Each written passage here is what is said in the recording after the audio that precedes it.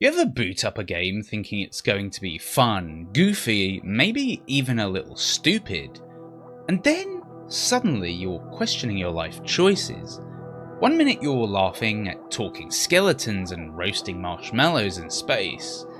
The next you're crying over a robot's existential crisis or watching the world collapse around you. These games start out light-hearted, charming, even hilarious. But they don't stay that way. And today, we're diving into the games that tricked us. The ones that pulled the old bait and switch. The ones that hit us in the heart when we least expected it.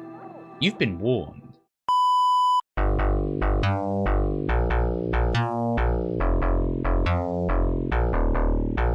Let's start with Undertale.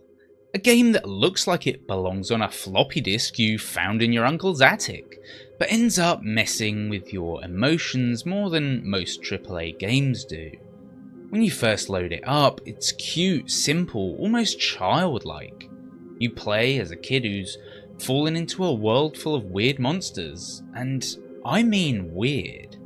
There's a skeleton who tells jokes, another skeleton who thinks he's a royal guard, a fish lady who challenges you to anime trivia, and a robot obsessed with performing on live television. It's all very silly. The writing is hilarious, the combat is more about dodging bullets than dishing out damage, and at first it feels like a quirky little RPG made just to make you smile.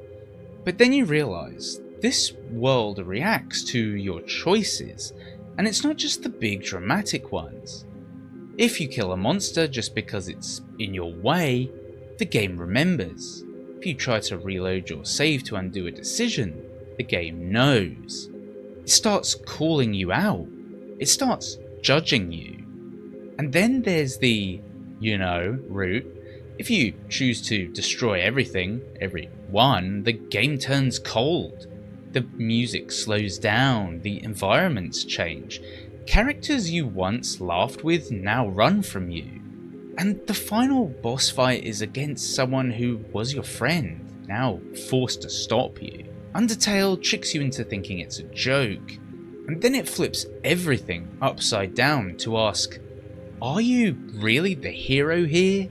Or are you just doing what games have always told you to do? Next is Doki Doki Literature Club, probably the most dangerous game to recommend without a content warning. It starts like every anime dating sim ever. You're a nameless high school guy who joins a club full of cute girls who like poetry. The music is cheerful, the art is bubbly, and the dialogue is full of cringy flirtation and awkward teen humour. It's honestly pretty wholesome. And then, just when you're settling into the rhythm of writing poems and picking your favourite girl, it happens. One of the girls, Sayori, starts behaving oddly. The tone shifts. She begins to open up about her depression. And then, suddenly, something shocking happens. The game breaks. Her character is deleted. You're sent back to the main menu, but it's glitched. Her face is distorted, and from here, nothing is the same. Characters start becoming aware they're in a game, files get corrupted. One of the girls takes control, rewrites the story, and traps you in a terrifying loop. She even stares directly at you, not your character, you, through the screen. What started as a parody of cheesy romance games becomes one of the most disturbing psychological horror experiences out there. And it's all the more powerful because it lulls you into such a safe, familiar place before pulling the rug out from under you. You thought you were here for poems and crushes. You stayed for digital horror and fourth wall annihilation. Now let's wind back to the SNES era with EarthBound, a game that looks like it was made for kids, but ends like something pulled from a David Lynch movie. From the jump, EarthBound is strange. You're a kid with a baseball bat and psychic powers. You fight enemies like cranky old men, possessed stop signs, and piles of literal vomit? It's packed with pop culture references, jokes about consumerism, and absurd NPC dialogue. The music is weird, the menus are clunky, and everything feels like a parody of classic RPGs. And for the most part, it's funny, it's charming, it's a coming-of-age story wrapped in jokes and nostalgia. But the deeper you go, the weirder it gets. The enemies become more abstract, the environment's more unsettling, and by the time you reach the final stretch, the game takes a hard turn into psychological horror. The last boss, Gigas, isn't even a creature, it's just swirling darkness, incoherent screams, and pure evil. The visuals distort, the music becomes terrifying, and you, a group of kids, are expected to face this cosmic nightmare alone. You can't beat it with weapons. You can't out-level it. You have to pray. Literally. That's the final mechanic. Praying again and again, hoping for a miracle. EarthBound ends not with a triumphant battle, but with a desperate plea for hope. And that tonal whiplash, from fart jokes to existential terror, hits harder than almost anything else from that era. Now, let's talk about the Stanley Parable, a game about pressing buttons and spiraling into an existential crisis. You're Stanley. You work in an office. One day, everyone disappears. A narrator begins describing everything you do, where you walk, what button you press, and even that you're thinking. At first, it's hilarious. The narrator gets flustered when you disobey him. You take the wrong door just to mess with him. He insults you, he begs you, he traps you in bizarre endings that make no sense. But it's all fun, until it's not. Because the more you play, the more the game starts digging into something deeper. It asks, are you really making choices, or are you just playing along? Even when you try to go off the rails, the game expects it. It planned for it. And eventually, you realise there's no escape. Every path loops back to the same question. Is free will real in a world built by someone else? Some endings trap you in eternal loops. Some have you press buttons for hours just to simulate the grind of meaningless work. And one simply ends by asking if you'll keep playing forever, just because you were told to. What starts as a funny, satirical jab at game design ends as a surprisingly brutal critique of modern life, routine, and the illusion of choice. Next up, Spec Ops: The Line, the biggest bait and switch in military gaming history. It looks like any other military shooter. Generic soldier, broken city, kill the bad guys, complete the mission, all very by the numbers. But then you start noticing cracks. The city of Dubai isn't just broken, it's wrong. Your orders stop making sense. Your character, Captain Walker, starts to change. You're not sure who the enemy is anymore, and then comes that moment, the white phosphorus scene. You fire it, you walk through the aftermath, you see what you've done, and the game doesn't pull away. It forces you to look. It forces you to feel. After that, the game descends into a surreal, hellish descent through trauma, guilt, and madness. You're no longer a soldier. You're a man trying to justify what can't be justified.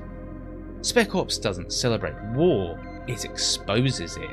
It uses the mechanics of typical shooters, and then turns them against you. By the time you reach the ending, you're not the hero, you're the villain. And you're not just playing the game, you're responsible for it. We have to talk about NieR Automata, the game that made people cry over robots quoting Nietzsche. At first, it feels like a sleek, flashy action game. You play as 2B, an android in a maid outfit with wielding giant swords and slicing through waves of robot enemies. It looks cool, it sounds cool, and it does feel cool. And then you finish the game, only to be told that that was just ending A. You have to play it again, and again, and again. And with each replay, the game peels back more layers. The characters grow more broken. Their missions stop making sense. Their world, already destroyed, begins to feel even more empty. The machines you fight aren't just mindless enemies, they're trying to be human. They build families, they cry, they dream, and you're stuck in a loop of destruction that no one understands anymore. NieR goes from action to tragedy to philosophy. It's about death, love, identity, and the search for meaning in a world that no longer has any. And then it ends by asking you to do something real. To sacrifice your own save file to help someone else, a stranger, finish their journey. No game blends style and heartbreak quite like this one. And finally, Outer Wilds, the most peaceful apocalypse you'll ever experience. You're a happy little alien. You launch into space in a wooden ship held together with duct tape. You toast marshmallows by the fire. You visit quirky planets full of strange physics and ancient ruins. It's relaxing, wonderfully chill, a love letter to curiosity. And then you die, and the sun explodes, and you wake up again. You're trapped in a 22-minute time loop.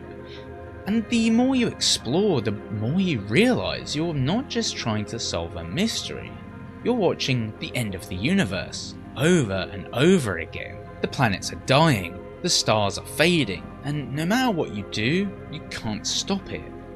Outer Wilds becomes a meditation on mortality, on accepting that everything ends, that what matters isn't how long something lasts, but what we learn and how we choose to spend our time.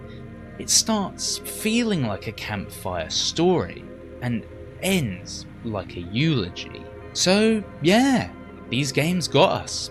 We came for the memes, the goofs, the good times, and somehow ended up with heartbreak, trauma, and maybe even a little existential dread.